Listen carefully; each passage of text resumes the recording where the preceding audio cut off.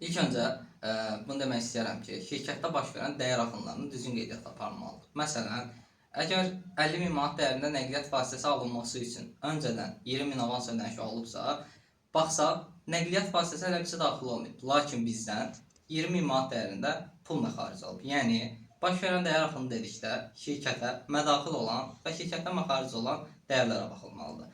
20 min manat dəyər axını baş verib, yəni 20 min ödəniş olunub, debetdə verilmiş avans 20 min, kreditdə isə pul vəsaiti 20 min olaraq qeydiyyata aparılmalıdır. Daha sonra aktivlər bərabər öhdəlik plus kapital bərabərliyini almalıyıq. Alsaq, deməli balans hesabatında düzgün çıxmış sayılır.